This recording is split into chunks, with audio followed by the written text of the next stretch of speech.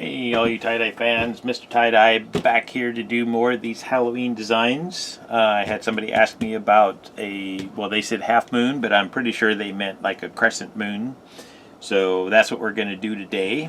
So what I did is cut a template out, one that folds in half here so that I have a nice symmetrical design here.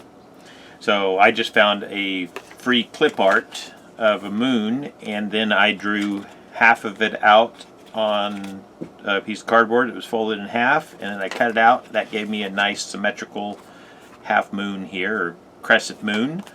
So we're going to put this on a t-shirt. So I have a t-shirt that's been soaked in soda ash. It's been spun out so it's barely damp, and I have it turned inside out. So when we're positioning our moon on here, we can position it straight up and down, but I usually like a moon on kind of an angle. And then you have to determine whether you want a waxing moon or a waning moon. A waxing moon is going full, and a waning moon is headed towards a new moon. So a waning moon looks like a C. But since I'm working on the inside of the T, I have to flip my image. So I'm going to go for a waxing moon, but I'm going to reverse the image into waning moon. Anyways, when I turn it right side out, I'm going to have a waxing moon, which means it's going full. So I want to kind of position it on an angle like this. So I'm going to line it up like this, and then I'm going to draw my fold line, because we're going to fold the t-shirt in half. So I'm just lining this up right here where I have the initial fold on my moon here. And then I'm going to pull that out, get it out of my way, and I'm going to draw my line on here. In fact, I'll use a different color. So that's the line that I'm going to fold the t-shirt in half once I have my moon on here.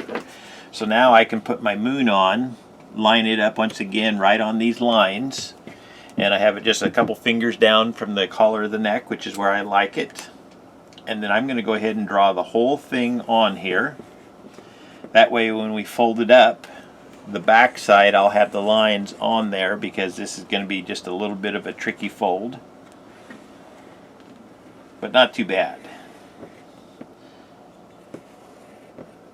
So there's my moon. And now what I'm going to do is pick this up just right here on this line. Fold that straight in half. And then I can hold that up to a light and just kind of verify that everything is folded in half. And since I cut it in half nice and symmetrical, that is lined up really good there. I just need to adjust so that I'm right on my line. The other thing you can do is fold it right up over your ruler. So I'm just kind of folding right along that line that I drew, and then smoothing things out. So once I have that, then what I'm going to do is I'm going to start folding on the outer edge first and get that part way, and then I'm going to fold on the inner edge. So I'm just doing maybe ½ accordion folds, maybe a little bit smaller than ½ inch. And I'm just lining everything up. And once I get up so far, then I'm going to start this other one and just kind of work on both sides here. And if you need to, you can put a clip on there to hold it in place. When the t-shirts are barely damp, they usually will stay in place fairly decent here. So that makes it nicer. Let me turn around so you can see more of what I'm doing here.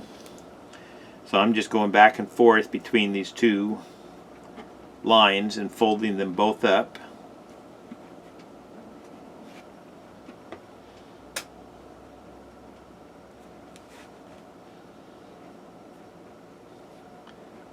And that just works easier for me. If it works easier for you to fold one line at a time, you can do that also. Tie-dye is really a matter of finding what works the best for you. There are so many ways of doing tie-dye. So I'm showing you the way that I do it, and you can adjust and modify to whatever suits your purposes. So once I get that all the way folded up there, I'll get this other side.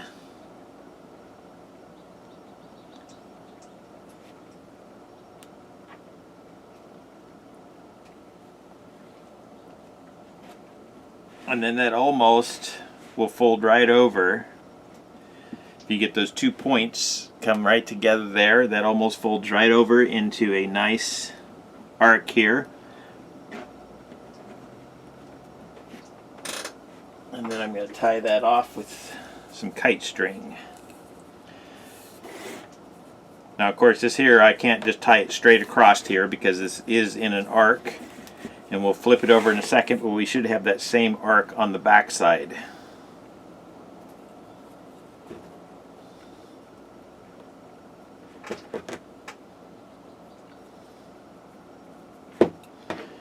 Okay, yeah, so there's that same arc. So this here is going to be our die line, just like that.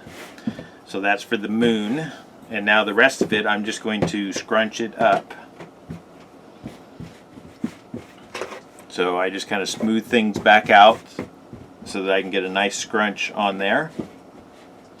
And I just went ahead and left this tied. You could go ahead and cut that loose if you wanted to, but I just left it tied so that I can just scrunch and then just tie up the rest of this.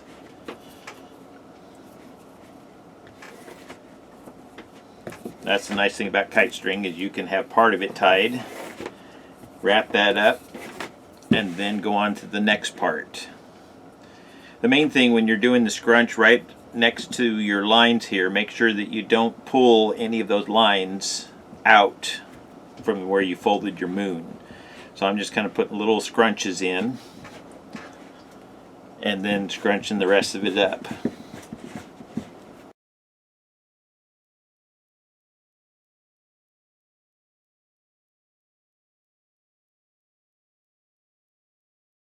There's my crescent moon, so I'm going to get some gloves, then I'll be back with some dye. Okay, I'm back now, and we're going to put some dye on this. So to start with, I'm using my thick black dye for the outline, just because I like to outline my stuff. And I just made a new video on the new sodium alginate that I found on Amazon. So that's what I'm using today. I'll put a link to that video and to the sodium alginate in the description box below. But that stuff works really nice. It allows you to thicken up a little bit of your dye and keep it from spreading as far. But because it's thicker, I have to push it in with a cuticle pusher because it's not going to penetrate as far, just because it is thickened dye. So I'm dyeing along this curved line. So when I folded up both sides of the moon, I didn't get a nice straight fold. I got a curved line. So that's what I'm dyeing along, is that curved line here, so that I keep the shape of the moon.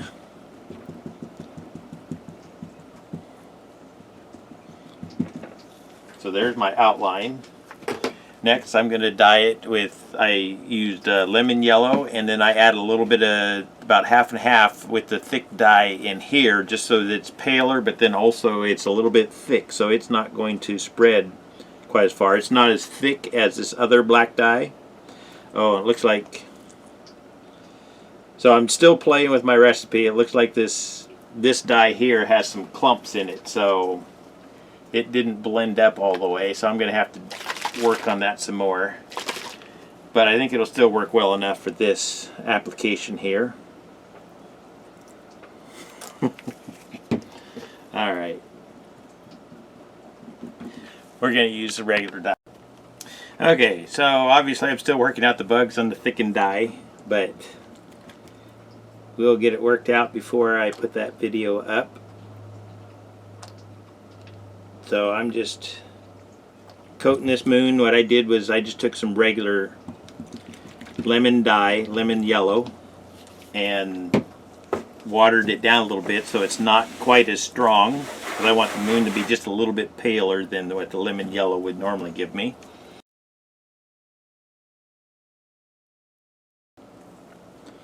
Okay, now I have some light purple here. So what you choose to put around the moon is your choice. I'm just playing around with different colors. This one here has a little bit of the thickener in it, not as much as I put in the yellow. And it seemed to have blended better for this one.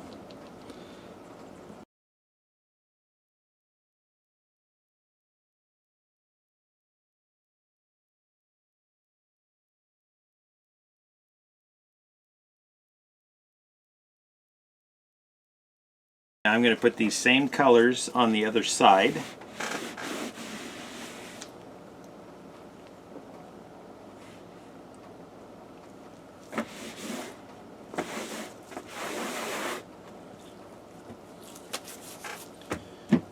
So I'm going to start with my purple dye again. Like I say, this has just a little bit of thickener in it, so I need to kind of tap it down inside a little bit. And that's just to try to keep this purple dye from spreading up into my yellow. Okay, now we'll do some gray. So I'm doing the same colors on both sides because the way that it was folded in half, there's two layers of fabric between the front and the two sides of the front of the t-shirt, because the back of the t-shirt is in there. So I'm dyeing these the same way on both sides so that I have uniformity in my colors.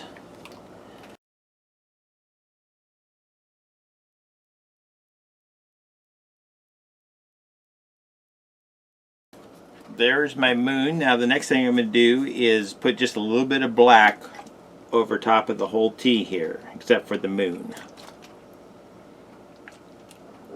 just to give me a nice night sky. So I saturated really good with the blue, and then the black I'm just doing a light coat, and we'll do that on both sides.